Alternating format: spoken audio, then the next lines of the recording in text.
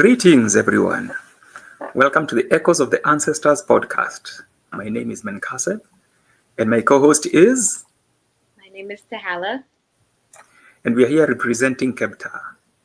So the name Kebtah comes from the Nile Valley culture and the hieroglyphic language, which we call Medu. That's what, Kebtah is. So on the surface, Kebtah means a community or group standing for and with the earth. But however, Kebtah has a deeper meaning within the culture as well. So you find that Kebtah also means the navel of the earth, and it refers to energetic monuments that exist around the globe that were established with indigenous technologies with the aim of connecting humanity to the natural order and its divine creators.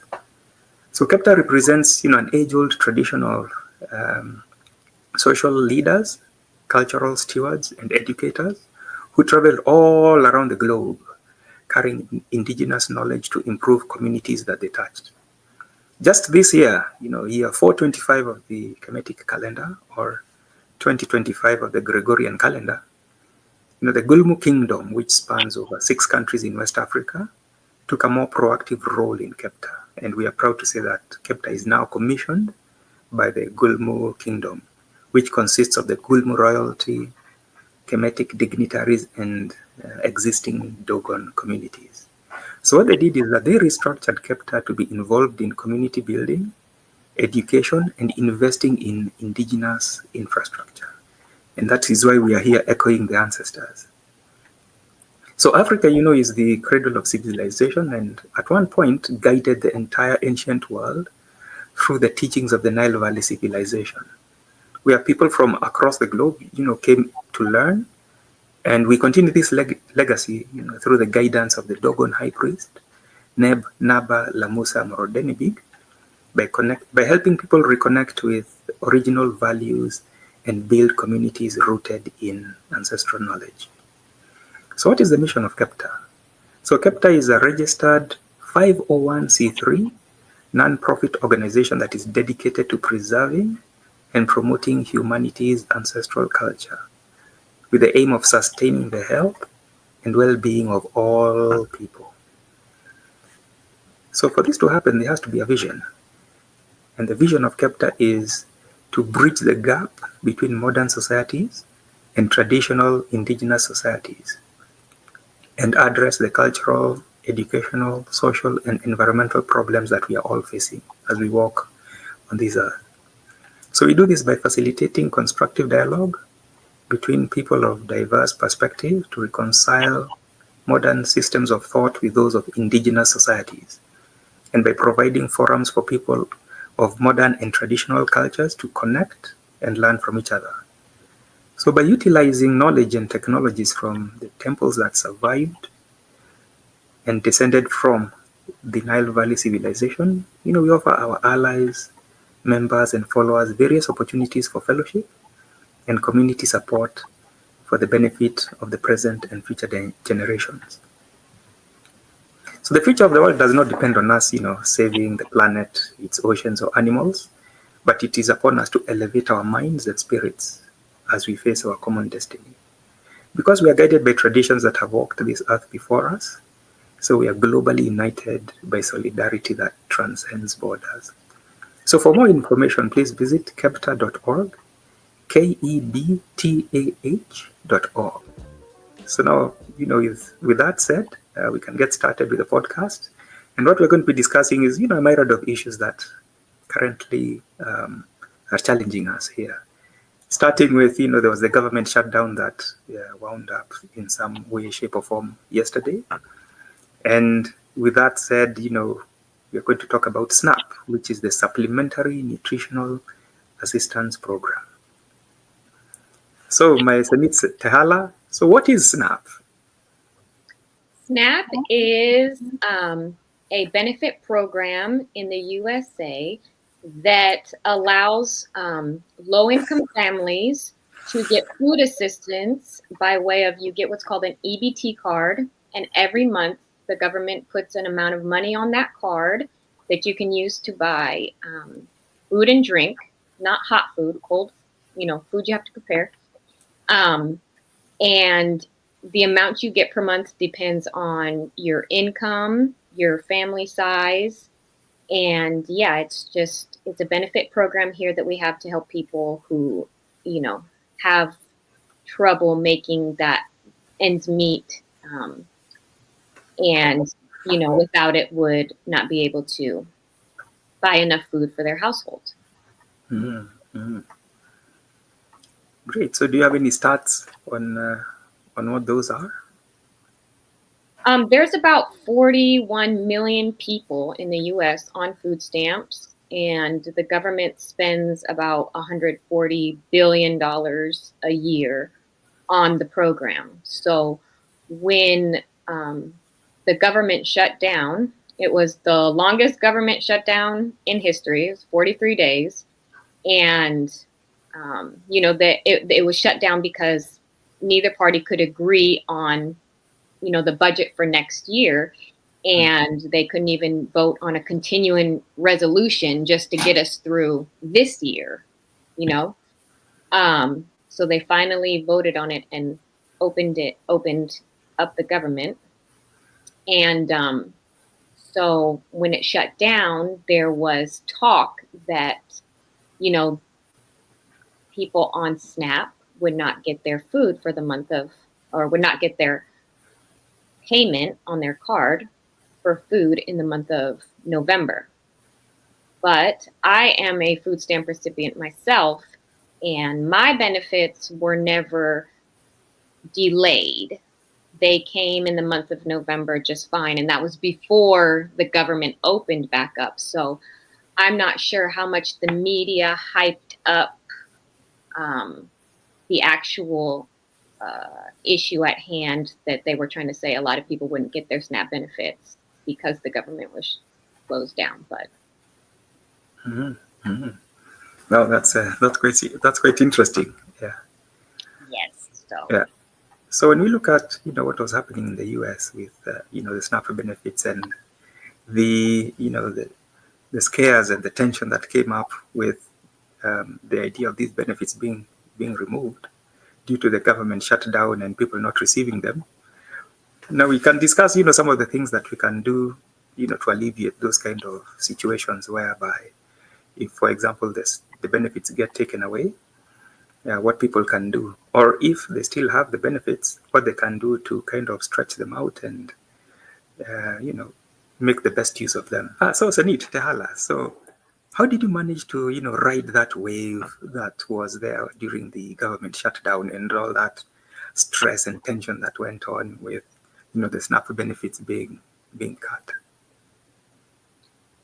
to be honest, I never went into panic mode because the way I shop and budget leaves me with kind of an excess at the end of the month, which that money rolls over to the next month.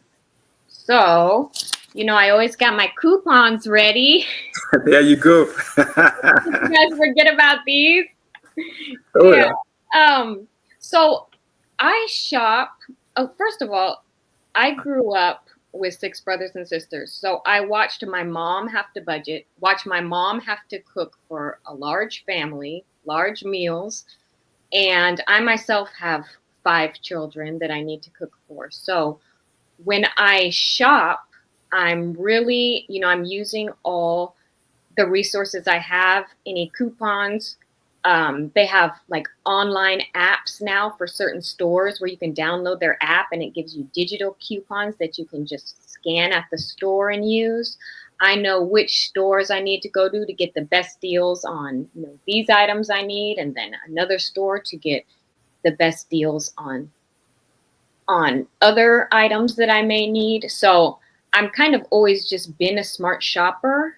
And, I know I only have a certain amount of food, a certain amount of money for food every month. And it's just a natural kind of inclination. I'm not planning for, a government shutdown, but I'm just looking to preserve what I have and not go over my limit or to my limit. So I always have excess at the end of the month. I never use the full amount allotted on my card in each month.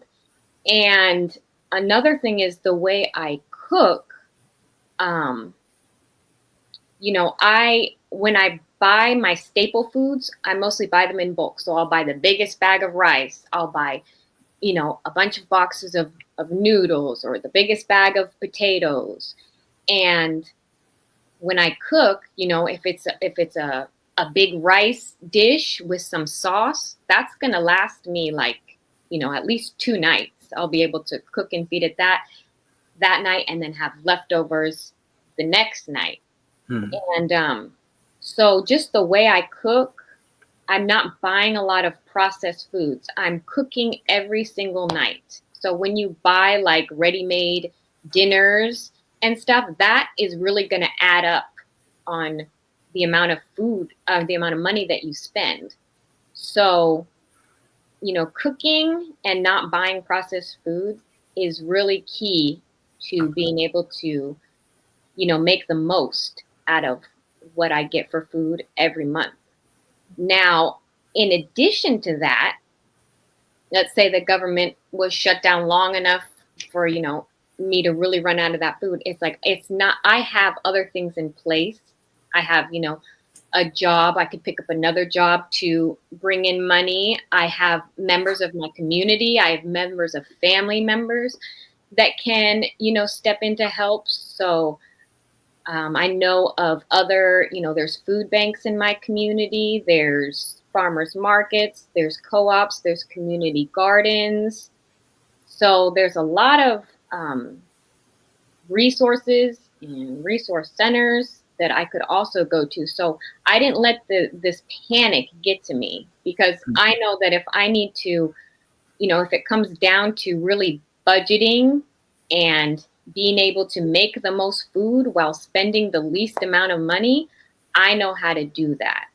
And that's just a matter of budgeting and knowing how to cook for a big family. So that's kind of how I just didn't let, any panic get to me. And, it's called government aid for a reason. It's just aid. You shouldn't be completely reliant. It's not government reliance. You shouldn't be completely reliant on that. And don't get me wrong, I'm completely grateful that my country has a program like this, because, it does take a lot of money to feed, 5 children, but I make it work, and I would make it work whether I got the funds that month or not.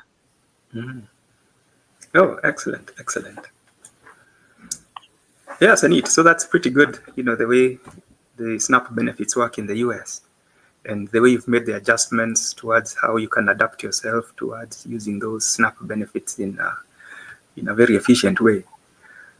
So now moving over to the traditional and indigenous cultures, like you'd find like food security is kind of embedded in communal systems, using things like shared gardens, kin networks.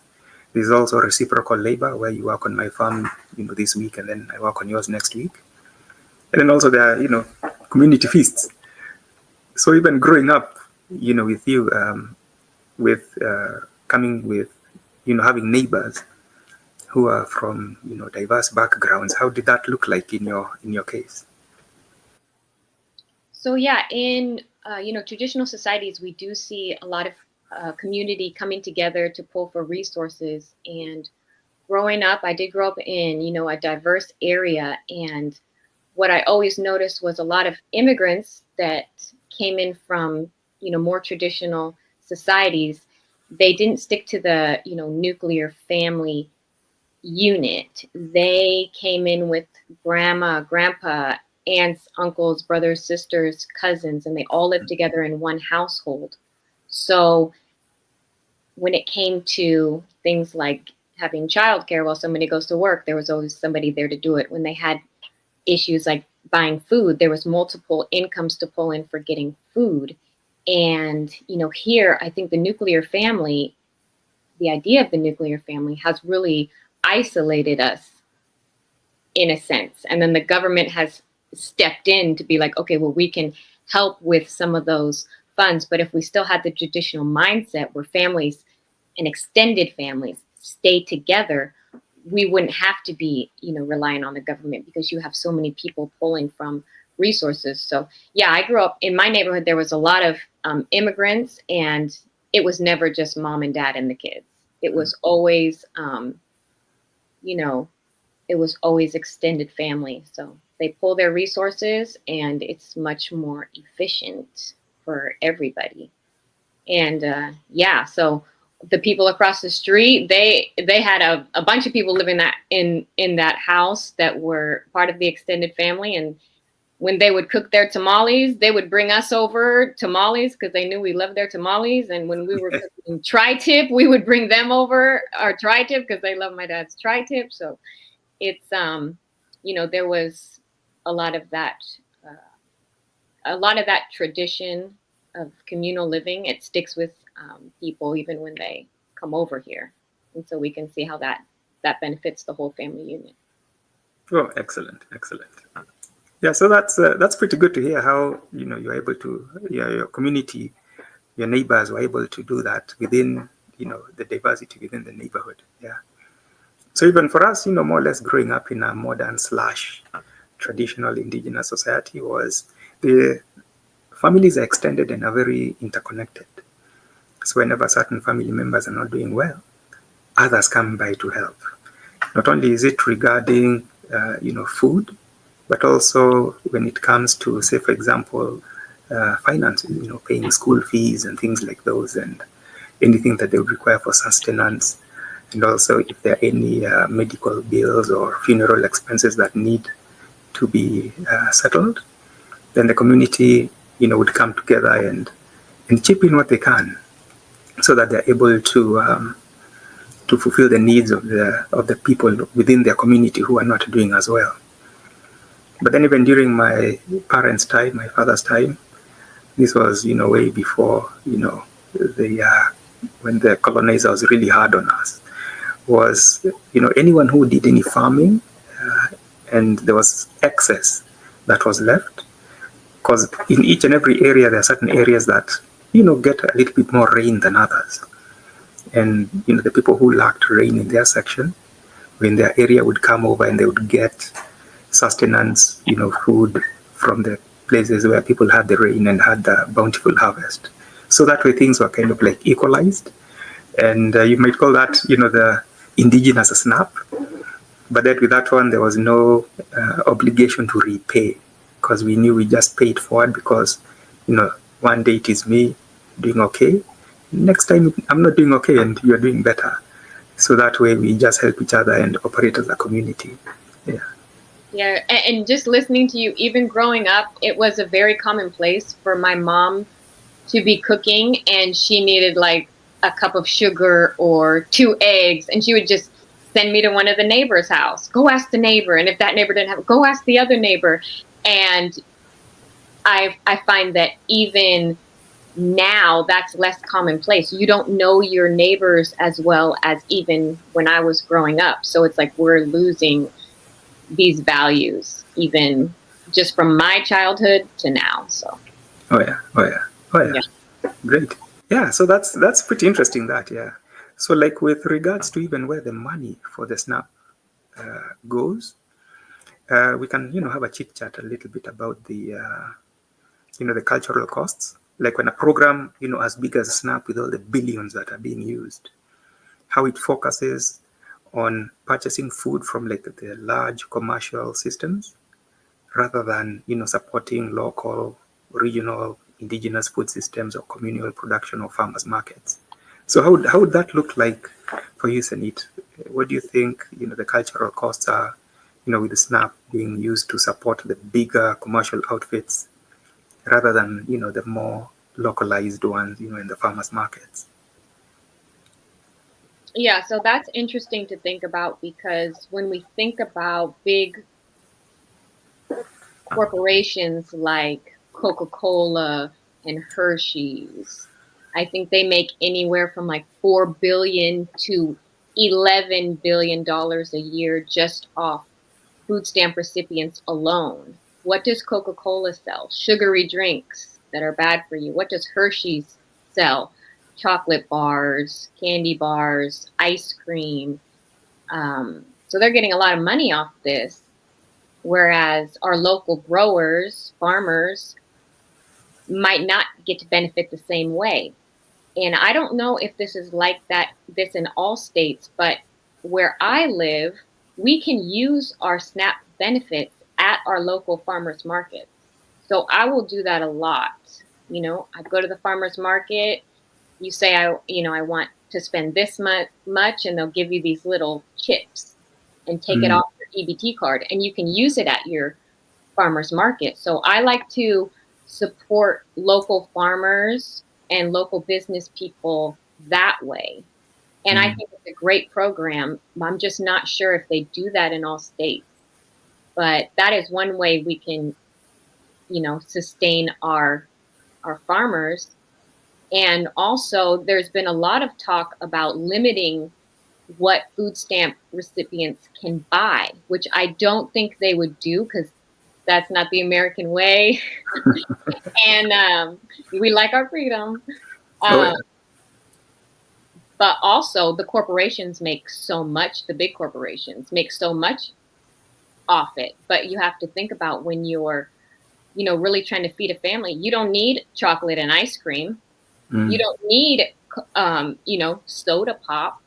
So that's just excess in what people are buying. And it plays into, the amount of obesity, not only in America, but in food stamp recipients. Obesity, I think, is like 10 to 20% at a higher rate for food stamp recipients.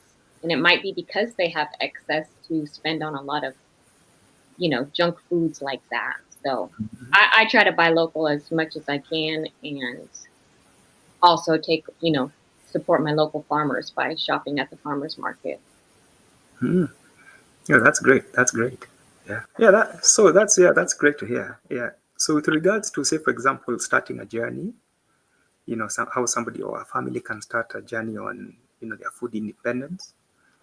What are the steps that, you think that somebody can take to start, say, for example, a home garden in small spaces, especially in small spaces like apartments? Well, I definitely think it's a good idea for everybody to grow their own food, in whatever capacity they can. It's going to take some effort and research on every individual's part, because, you have to know what you can grow in different times of years for where you live.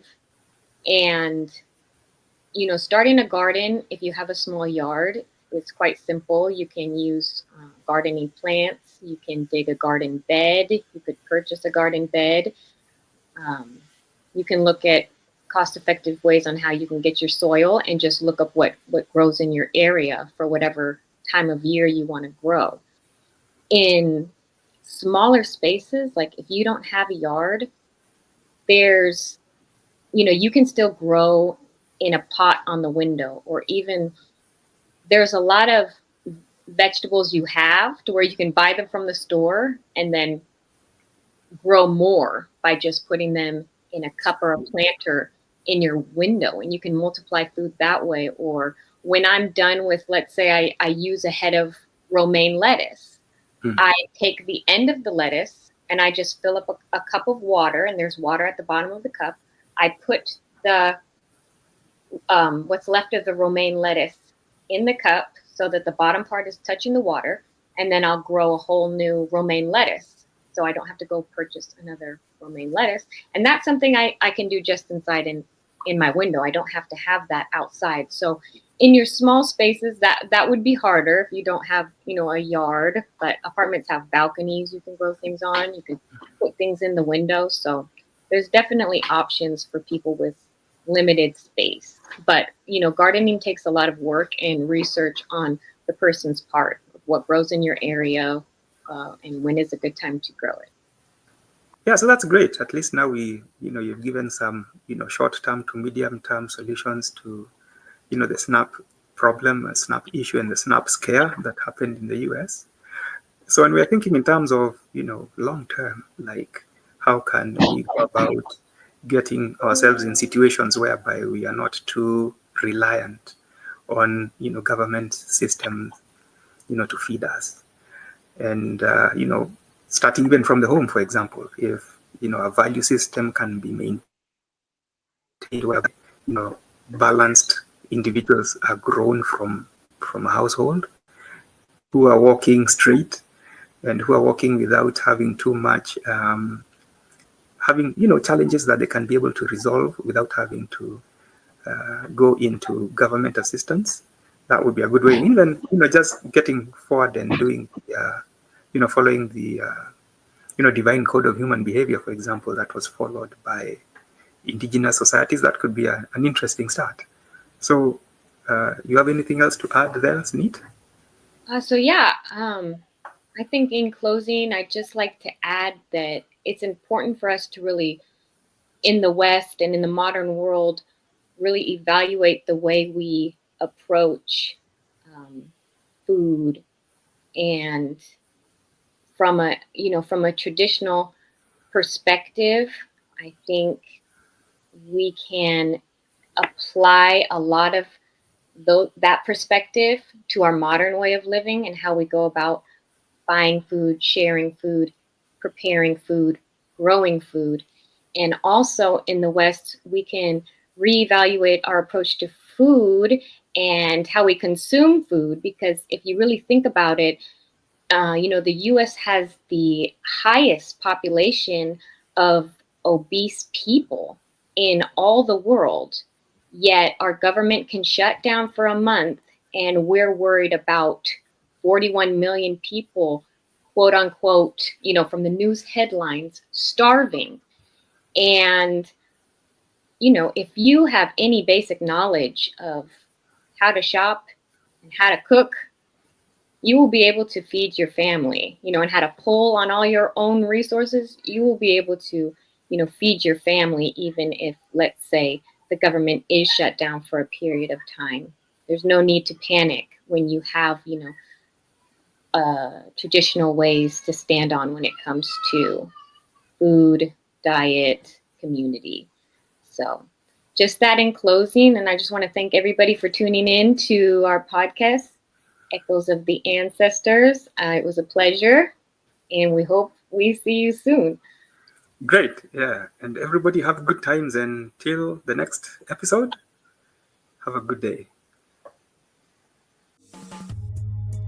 Bisinabasa, which means I'll be appreciated after I'm gone. He's the man who overcome the devils with love. He's the man who speaks because he has something to say. The man of wisdom, the definition of humanity. Maheru.